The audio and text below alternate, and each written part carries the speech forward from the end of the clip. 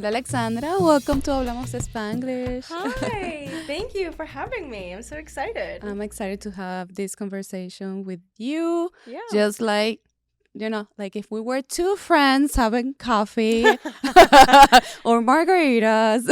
Coffee and margaritas. No. Both of those sound really Yes. great to me, So- always.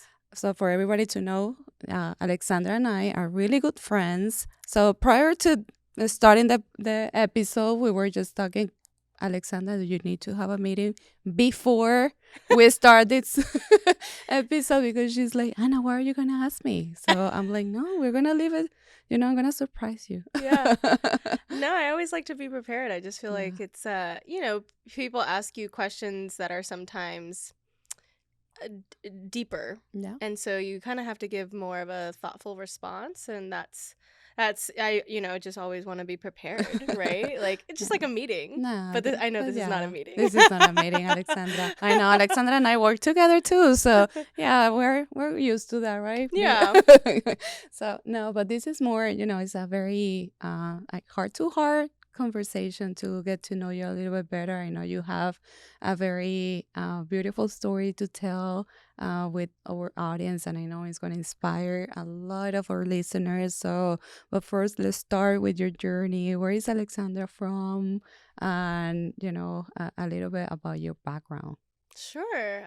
So I am from Orlando. I'm an Orlandonian. There's very few left of us here that are born and raised in Orlando. And my mother is Mexican, and my father is German and Irish and Scottish, a little bit of everything there from Europe. But born and raised here. And then my mom, my parents got divorced, and my mom wanted me to experience the Mexican culture and, really be able to immerse me as a child in Mexico. And so I actually did the fourth grade in Mexico in San Luis Potosí, Oh, okay. in El Centro there. Mm-hmm.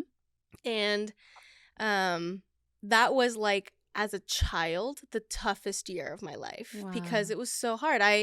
So my mom always spoke to me in Spanish at home, Okay. and I understood her, but I could not formulate sentences in my head to be able to respond to whatever she was saying to me. And so I would always answer her in English because obviously I couldn't answer her in Spanish. And did your mom speak English? Yeah, my mom speaks Okay. English. And yeah, my mom's been in the United States for the last 30 years. So it was more for you to Yeah, it learn was- the language Mhm. and understand that. Yeah, my mom and I would watch soap operas and telenovelas, and so I understood what everyone was saying, but I didn't have the education and the knowledge to be able to formulate that sentence back and respond in Spanish. And she was like, let's go to she went and she bought a house in San Luis Potosí, and Okay. we still have that house there. Mhm. And I went to a Catholic school, which was Oh, very wow. different. Okay. Very different. I had a uniform, and our teachers were nuns, and it was a very different obviously education system. So kind of you have that culture shock over there. Yeah, when you move over there. yeah, and it's so interesting because I've heard, here in Orlando we're a melting pot, and so I've heard so many stories of having that culture shock here, and I even experienced that with my husband. He's from Mexico City, and we moved back from Mexico City in 2021, and there's a lot of things that are very different culturally, Mhm. and I experienced that al revés. Al revés. And so I was there, and could you imagine? I'm 8 years old. I don't know the language. I understand what everyone's talking and what everyone's saying to me, but I don't know how to respond. Exactly. Wow. And going from a class size of here it's 20, 25 students in the public education system. Over there, it was the entire fourth grade. It was in a class, and it was 60 students. No. Yeah, 60 Wow. students. And since I was the only one that didn't speak Spanish, they sat me right in front of the teacher. So it was difficult. It was a hard year of learning and being able to understand. And I mean, thankfully my teacher was amazing. My teacher actually looked like a Barbie that I had. And so I'd show her that like she looked exactly like my Barbie. She had this beautiful red curly hair, and really like she was like my best friend that year, because I mean, I couldn't make friends because I couldn't speak to anyone, right? I didn't know how to formulate the sentences. And so, you know, my mom tried to, I'm an only child. And so it was me and my mom. And so I remember I was really lonely and my mom bought me a dog. And I was like, yes, I have a dog. This is amazing. And my dog's name was Jessie, and she lived for 15 years. But it was a really hard year, but I passed with flying colors. And I finished that year being able to read, write, and speak in Spanish, like perfectly. So although it was really hard as an adult, I look back on that year and I still feel like it was hard, but I'm really grateful. I'm really grateful, and I'm really happy that I experienced that, because it set me up for life, I feel like. And my mom and I moved back to Orlando for the 5th grade. And I kind of saw everything through a different lens, right? Because I had experienced something completely different. I experienced going to a Catholic school and wearing a uniform, and then going back to the 5th grade and wearing whatever you want. I think it was just much more appreciative for the privileges that I had. Of and course. But it was a hard year. It was hard, but so good and so rewarding. It was really rewarding. And I love that from your mom, you know, like it was a way for you to learn, you know, where she came from, the culture, and immerse yourself right into it. So it's so interesting. And I think because of the age that it was 9 years old when we moved back. It was interesting because I was able to absorb and learn the language a lot faster than if I started to learn later. Now, right? And so I thought my Spanish was amazing, right? I came back to Orlando and I was like, my Spanish is fabulous. And I can speak to my mom now in Spanish. And I can speak to other friends that I had in school that were from Spanish-speaking countries, and their first language was Spanish. My first language was English. And so, but it was really nice to be able to continue that pride of I was very proud, and I'm still very proud of being able to read, speak, and write in Spanish, because there's a lot of people that can only speak it and they can't really write it, or they can't, you know, they don't have that great grammar, and, you know, they're self-conscious. And I'm very aware that although it's my second language, I'm constantly learning. You know, you never stop learning a language, right? You always try. So I had that culture shock al revés. It was very interesting. And when I moved to Mexico City after I graduated UCF, I thought I had fabulous Spanish, and I always tell this story. So I moved from Orlando to Mexico City, and I thought my Spanish was great. I thought my Spanish was like flawless, to be honest. And I had been speaking obviously Spanish since I was 8-9 years old, and I took Spanish for Spanish like speakers. AP honors. AP honors Spanish. Like I took all right, but you know, the Spanish that I was speaking is Mexican Spanish. And obviously people who are, you know, Latinos will know everyone speaks the Spanish from their country, and we all have different slang words and different words, and everything means a little something different. And so when I moved to Mexico City, I actually moved because I got a job offer to teach English. And so I moved to, you know, to be able to be closer to my family. I hadn't seen them really in a long time. And that's in Mexico City, right? Yeah, in Mexico City. And so I moved to Mexico City with 2 suitcases. And it was such an interesting journey. And when I got there, the job offer had fallen through. So I wasn't going to just say, well, I'm going to pack up my stuff. And it didn't work out. Let me go back to Orlando. No, I was determined. I said, how hard could it be to teach English, right? I have an entire degree. I have a bachelor's of arts degree in theater and a minor in nonprofit management. And surely I can teach little children how to speak English, right? I'm very equipped, and I know I can learn. But no one wanted to hire me because I didn't have any experience teaching, and no one wanted to give me any experience teaching. Oh.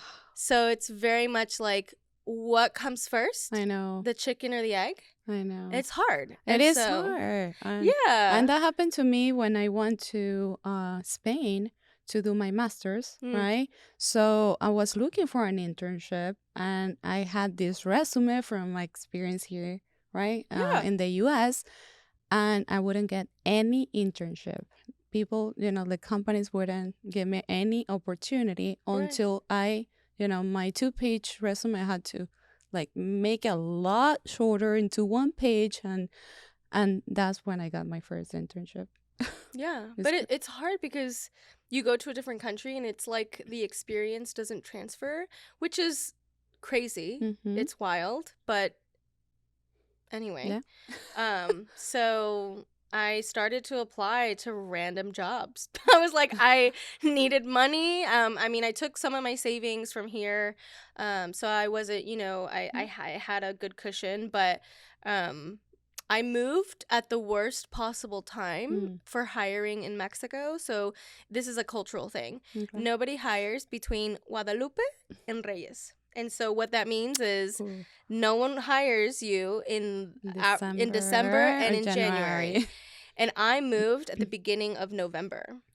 So I was kind of still trying to figure out what I was doing in November, right? Like, I'm going to apply to different teaching positions, and then the holidays came, and life does not stop here in Orlando. Exactly. But it does in Mexico. Over there, yes. It does, 100%. People it's don't family work. Oriented. It's so and very family and religious oriented. And I just, being an adult, I didn't quite remember that, as a child, right? I was going to school, so it's very different. But I ended up applying to a job.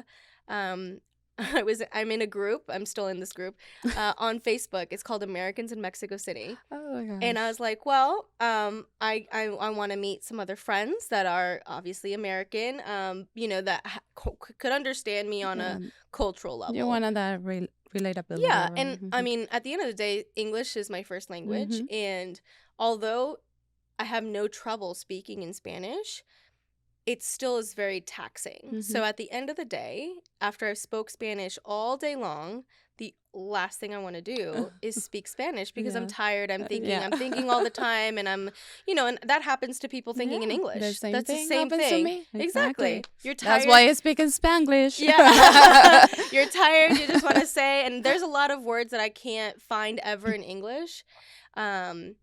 And I just say them in Spanish, and I just hope people understand. But I applied to this job posting, and it said, "We are looking for someone that speaks native English." And I was like, native English? First of all, that's not a thing. That's not that makes no sense. For you, that didn't make sense. No, I was like, okay, well, and they were looking, the job posting was explaining that they needed someone that spoke native English to hold marketing accounts, because the clients, were American clients. And so I just sent my resume. I thought it was spam. And so I sent my resume, and I just said, hello. Attached is my resume, saludos. Literally. Oh, that was the only thing, because I thought it was spam. So I was like, I'm not going to explain my whole life here in this correo. Like, no cover letter or anything. No, nothing. Just aquí estoy, and this is what you get. And if you're spam, great. And so they actually, this HR person called me the next day. This was a Thursday morning. And in his best English, because I answered the phone, hello. I wasn't used to answering the phone saying hola, and so bueno, yeah. And he was like, "Is this Alexandra?" And I was like, "Yes." I just didn't. It was my first experience really like speaking Spanish, besides my family. And he was just like, oh, hablas español. And I was just like, sí, sí hablo español. And he was like, ay, qué bueno, porque mi inglés no es tan bueno. And so I was like, oh, no, it's okay. It's no big deal. And so me dijo like, oh, let's schedule an interview. And I was just like, yeah, let's do it. He told me what part of town in Mexico City it was. And I mean, when I was a child, I lived in San Luis Potosí, which is a like small town. Yeah. And so this was my first time living in Mexico And I love City. it. It's like kind of you follow your mom's footsteps. It's like you went back to that experience that your mom, created for you at the beginning. So, It was. Yeah, it's there's so many decisions that I think we take in life that had I taken just one decision differently, it would have ended in a completely different result. Of course. Yeah. And so had that job offer not fallen through and me not accepting this job, the job, it was real, obviously, and they hired me. Thankfully. I would have never met my husband. I would have never lived in Mexico City for so long. I lived there for almost 7 years. I just thought I was going for a year, and surprise, surprise, I'm here now for a good chunk of my 20s. And and so I went into the job interview, and going back to, I thought my Spanish was amazing. I brought my passport to show that I was American, that I could speak native English. Because I have proof. Because I thought my Spanish was amazing. So funny. And it wasn't. It wasn't. Like they were like, yeah, we noticed that. Yeah, genuinely. The boss I had was Hector, and he was interviewing me, and I was just very determined to over-explain the fact that I was American and could speak native English, and he so politely in Spanish said to me, "Yo escucho tu acento desde hace una cuadra." And I was offended. I was like, really? My Spanish isn't great? I have an accent? You were like in shock. I was in shock. Yeah, I was like, because obviously you don't hear yourself. So I just thought it was fabulous. Until I was told otherwise. And it was great because now I speak Spanish, and I'm so comfortable speaking Spanish because I first of all, I know what I'm saying, and second, people compliment me now, not before, now, on my Spanish, because they're like, and people can hear it now. Yeah. They're like, oh, you're Mexican, one. And if they're Mexican and they can hear where I'm from, they're like, eres una chilanga from Mexico City. And I'm like, yes, chilanga, yes. And so people hear it, and even Carolina was asking me.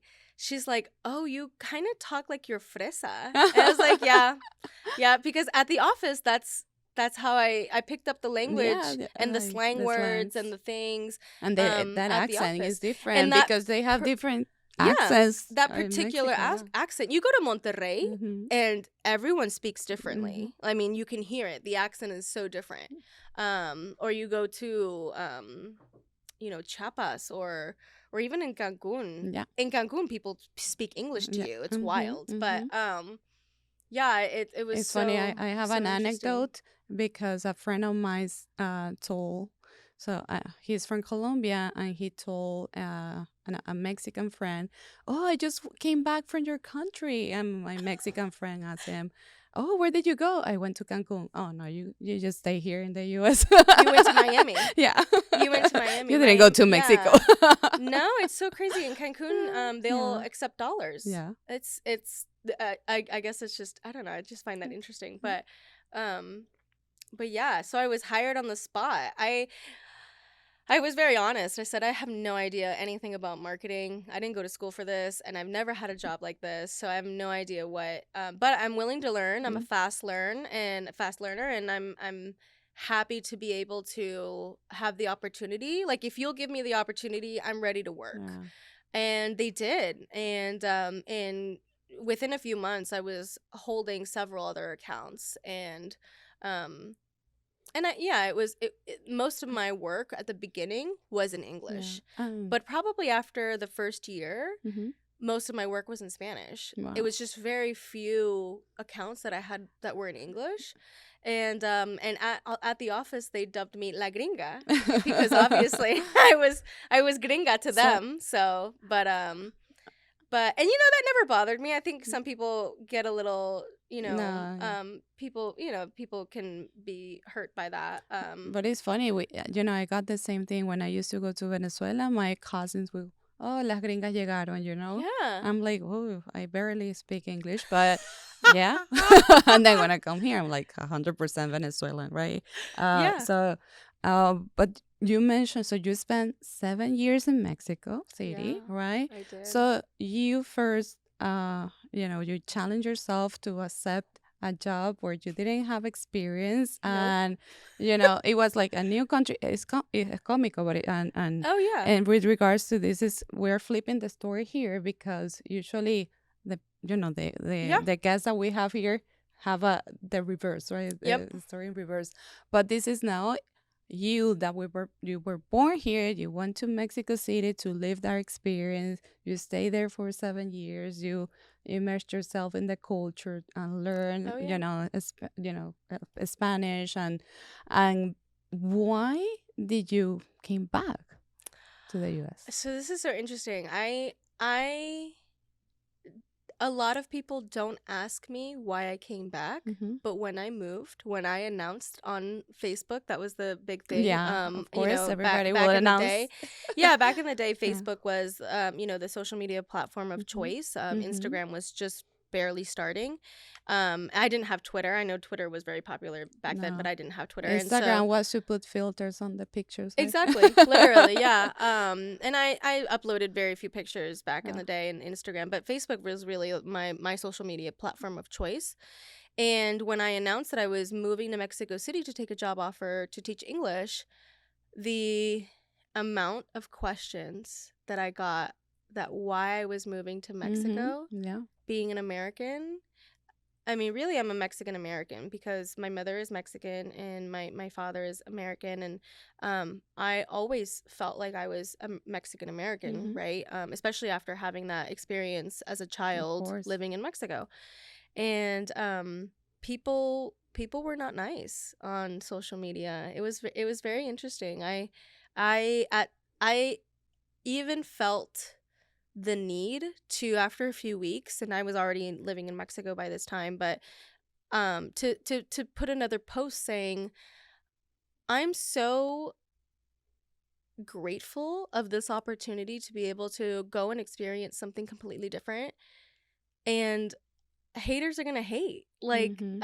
it was one of those posts that I Wow. didn't need to make it, but I was honestly shocked by so many people giving me hate So this for. is when you announced that you were going I was going to move. to Yeah, I was to moving to Mexico. Mexico. Okay. And so I had many more people ask me why I was moving to Mm-hmm. Mexico versus when I moved back. Oh No wow. one asked me why. Mm. And so Interesting, that's right? interesting. And, um, a lot of the questions were like, but you're American. Mm-hmm. You can move to another state, or you can move to Europe. And I didn't want to have that experience. I Mm-hmm. wanted to live in Mexico because I'm Mexican, and I Mm-hmm. was offered a job that I, was very aware that I could do, and was prepared for. And um, so it was one of those interesting moments in life where I never expected to be my own advocate, Mm-hmm.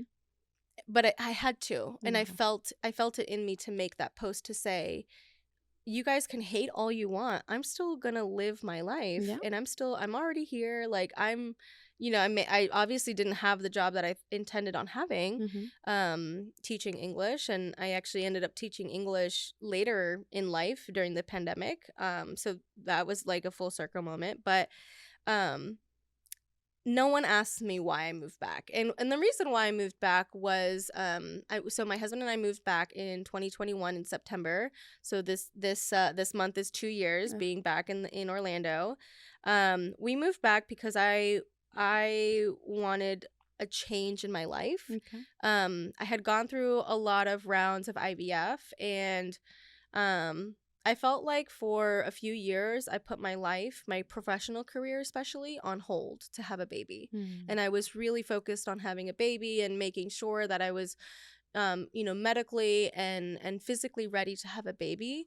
And when none of those opportunities came to fruition, it was really hard to look back and say, oh, I didn't do anything different this year. Yeah.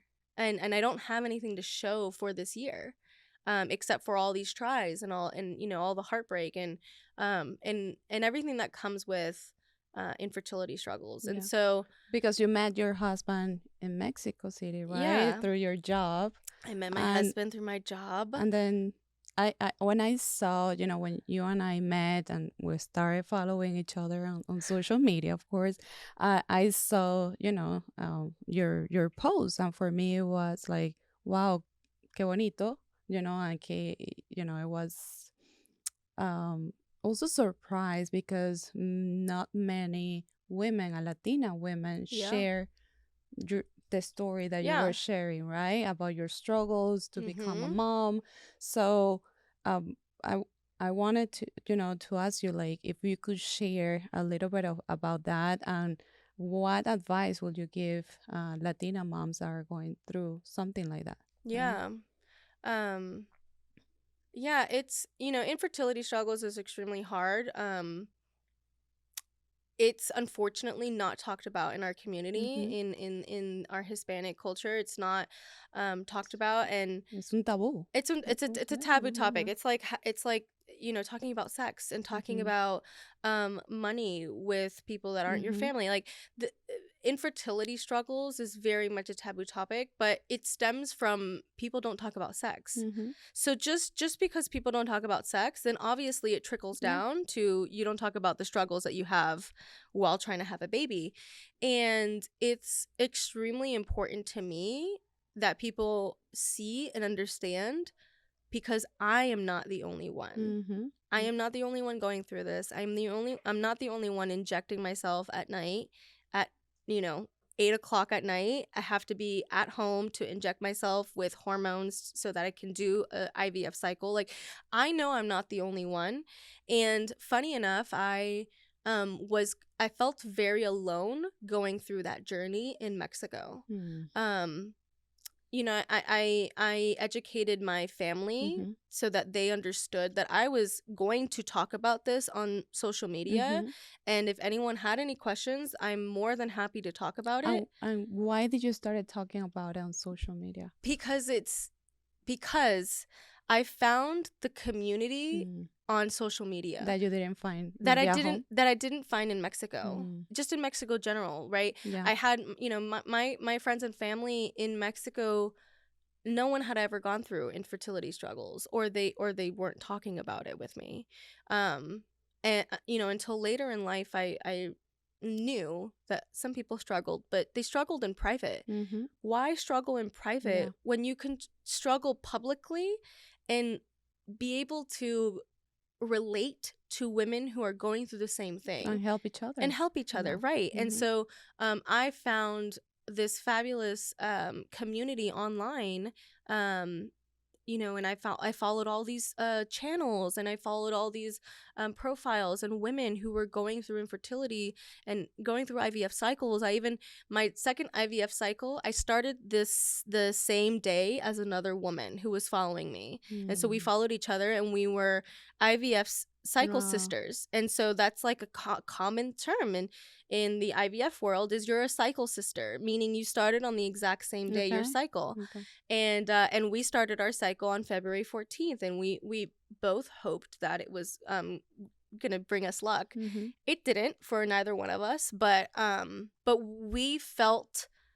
we checked in with each other every day. Wow. And that is a community that I did not find in Mexico City, because no one talks about it, because the people that I had in my life that were close to me didn't go through it. So they don't relate. And even my husband, he's going through it with me, of course, but it's different, right? It's different. I'm the one going through the IVF process and injecting myself and going through egg retrievals, and then a transfer is something very different too. And so yeah, I found that community on Instagram, and it was really eye-opening. But because I didn't find it in my community, I wanted to talk about it. And I really admire that, because you're putting yourself out there, first of all, but also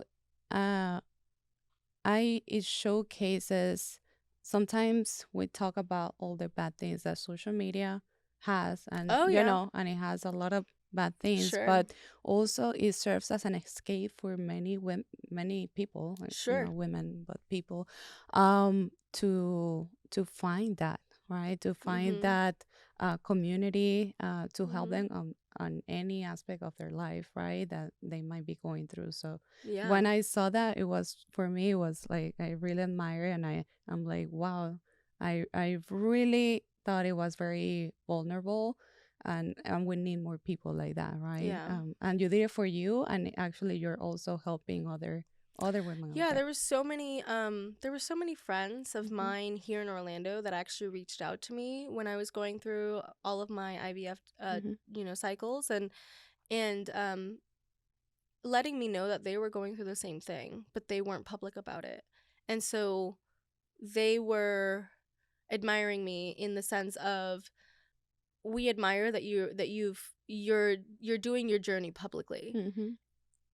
And whether it's culturally, Hispanics don't talk about taboo topics. In America, going through IVF and going through fertility journey, it's still very much a taboo topic.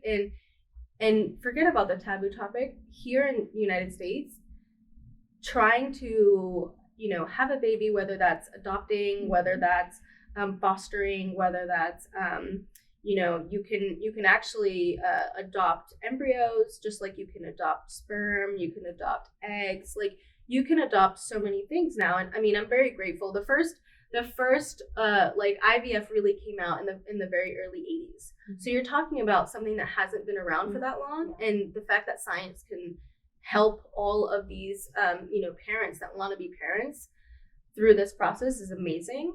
But any of those things of being able to realize your journey to parenthood, all of that is so expensive here in the United States. And so even last year, my husband and I, Ben, we moved in 2021. We moved back in September of 2021, and we still had 2 embryos on ice, meaning that they were frozen. And so we went back last year to transfer them.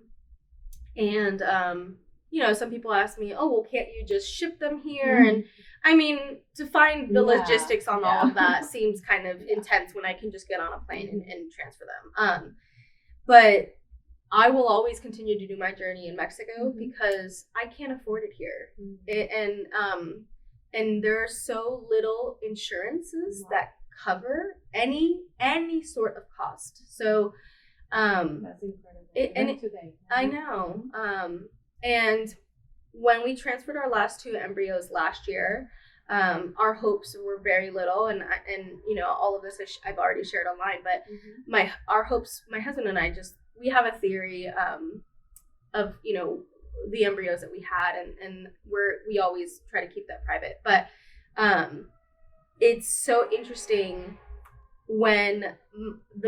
so I ended up getting pregnant, which we were very shocked by because we just didn't have any hope that it would work. And I was not mentally prepared to be pregnant, to be honest. I was angry that I could not work out anymore, and I had to do a very intense workout. So they were like, "You can go on a walk." Like that's not enough. And I couldn't drink anymore, and that was something that I'm a social drinker, and I I go to a lot of networking events and you know, have my one glass and my one cocktail. Yes, and but you were already like mentally that you had that baby, right? You right, were thinking about how yeah, did this happen? Like, yeah, no. And so when we ended up getting pregnant, we were very grateful, obviously, because I had never been pregnant ever in my life. So I was very grateful that my body had all of the you know, normal symptoms or the common symptoms of pregnancy, and my body knew what to do. And just like my body knew what to do, we were more surprised that I got pregnant, and we were not surprised when it didn't stay. And so when it didn't stay, again, my body knew what to do. It was a baby that wasn't meant for Earth, and that's okay. And so going to, you know, I called my gynecologist here in Orlando, and I asked him, you know, what should I do? You know, what do you advise? You know, I've taken lots of pictures because I'm already very used to taking lots of pictures because of my IVF journey. You take pictures during your cycle just to, you know, ask the nurses if everything's okay. And so he recommended me to go to the ER. And I went, and the bill that I got, wow, $2,000. It cost me $2,000 to just for them to check to see if I was okay. And I was. The only thing that they did at the ER was check me. Check you. Because and it was $2,000. Yeah, and it was $2,000. And I was fine. Like, I had gotten everything out. There was no need for, you know, any additional steps. My body, you know, expelled everything, and that was fine. But it's still with insurance, it was still $2,000. And let me tell you, a flight to Mexico, my IVF shots, like all of that. I mean, it's a little bit more than $2,000, but you're talking about everything, the whole thing. Yeah, so just a trip to check. Just a trip to check. I can't even imagine, to be honest, if I wasn't okay, how much more it would have been. Yeah. I have no idea. But yeah, so all of that and that's a fight that we are fighting right here in the US constant. with healthcare, but and it's really hard. And but you know, and usually Hispanic immigrants, we usually go back home or to another very common Latino country to do medical stuff, right? So it's very common. It's very common. And you know, there's a lot of things that, you know, if you could change with your magic wand, you would, right? And healthcare being one of them. But I'm very blessed to be in a situation that I'm fortunate to be in a moment that I can schedule if I'm going to go to Mexico, right? If you know, my husband and I are going to try again later this year, you know, and we're going down a different path, and we're excited, and we'll talk more about that when we get there. But we're excited. We're hopefully done with IVF, and so we're really excited to be opening a new door, a new journey, a journey that looks much more favorable for our situation. And so we're really excited about that. But it took me this long to be able to say, okay, I'm going to close this chapter. I did everything I could. It's not going to work out this way, and that's okay. You have to make room for the blessings. And what advice would you give, you know, Latina women that are going through Talk to each other. Talk to each other. You know, it is, we are alone enough. We are alone enough in our daily experiences to also be alone in the major moments of life. And that is something that I really wish I had when I was going through all the IVF cycles in Mexico City. I really wish I had a group of Hispanic women that understood what I was going through. And although my journey was very similar to the journeys that you have here in the United States going through IVF, you know, the regulations and the rules, and there's, you know, nuances that are different in Mexico. So, you know, you have different types of cycles here than you do in Mexico City. And so, I would say talk to each other, because you're not alone. And I don't want anyone to ever feel like they're alone, because that is so far away from the truth. Yes. And there are so many women who reach out to me, you know, asking me, hey, I was put on this medication. Hey, you know, how many cycles have you done? Or, hey, this or that. Mhm. Hey, I heard if you take this vitamin, like, I mean, I've Yeah. gotten all these Yeah. comments, and I'm more than happy to help, but obviously I'm not a doctor. Yeah. I would Of recommend course. whatever your doctor is asking you, but that community, there's something that is really sweet. And I don't know who started this. I wish I did, but um, on the day that you transfer embryos, after you transfer embryos, so you have the babies, they're in you. The first thing that you do, or that you should do, it's tradition, is that you go to McDonald's and order fries. Because something about, and there's an That's actual, so a little funny. bit of a Okay. scientific ritual as to, like, an explanation as Mhm. to why IVF women do this. Okay. But there's something about, like, you're supposed to eat salty foods after Oh, okay. your transfer, because the babies are more likely to stick or something. And I couldn't tell you if any of that is true or not, um I took a I yeah I Yeah, went you would I, edit oh yeah, everything. I went What to McDonald's, and a I came home That's and so ate my fries and took a picture Oh. and put it on social media, and I was like, look, it's me with my fries. And I even did that last year. I love Last it. year, my husband and I did we transferred our last two on ice, Mhm. and we went to the mall. And so they say you're not supposed to be, no physical activity that day, Mhm. but you can do your life. And so he was like, why don't we go to the mall and let's go to the movies? Great. And so we found a fast food, and it was McDonald's, and I said, honey, we can't forget about the McDonald's fries. And so I had my McDonald's fries Aw, last year that's too. sweet. But it's the tradition. Yeah, It's knowing that you're part of something, exactly. knowing that you're part of a community. And Hispanic women don't need to feel like this isn't a community for them. No. And I thank you, Alexandra, for sharing your story. And I know that through your story, we're gonna be inspiring a lot of our listeners out there, Yeah. because this is also a community where, Yeah. and I love, and this is a safe space where Hispanic immigrants, U.S. Yep. Hispanics and non-Hispanics are coming here and sitting on this couch to share their story in a really vulnerable way. So, anybody that is out there can listen to these stories. And what is Alexandra thankful for after, out of all your journey, your everything that you have been able to experience? I'm thankful for health. I'm really thankful for my health.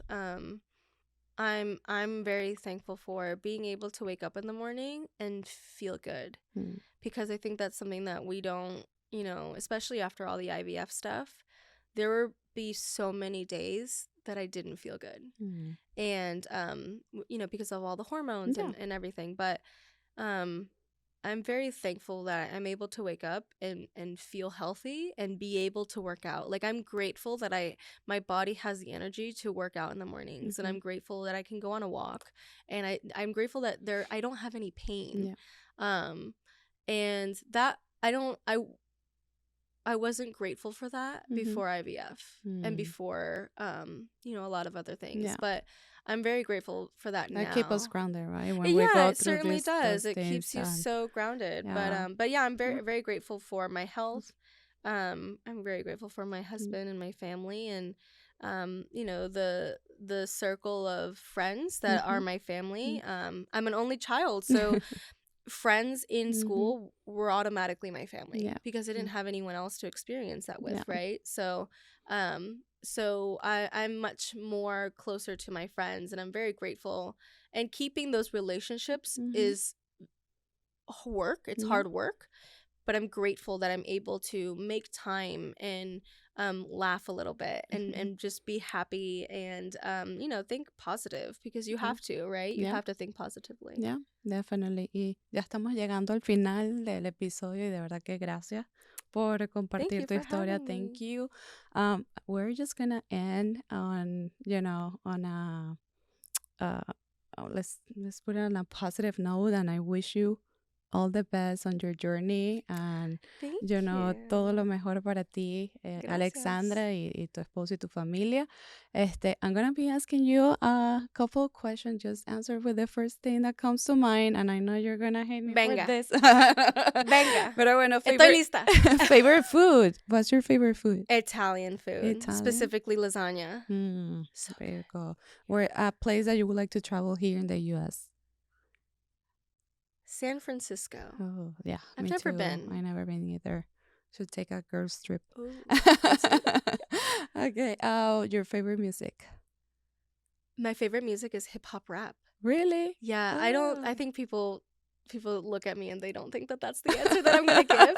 But if you know me, you know, like, I blast that in the car on my way to anywhere. Oh, that's I funny. listen to hip hop rap for everything. That I was a 90s thing. I used to. Yeah. Yeah. R&B. I listen to a lot of R&B, but it's mostly like hip hop rap, like, you know, the Drakes, like in the 2010s. For me, the 2010s Okay. was the era, the Drake, Nicki Minaj, like that's Yeah. very much what I Okay. still listen to. Yeah. Awesome. What's your, let's see, favorite sport?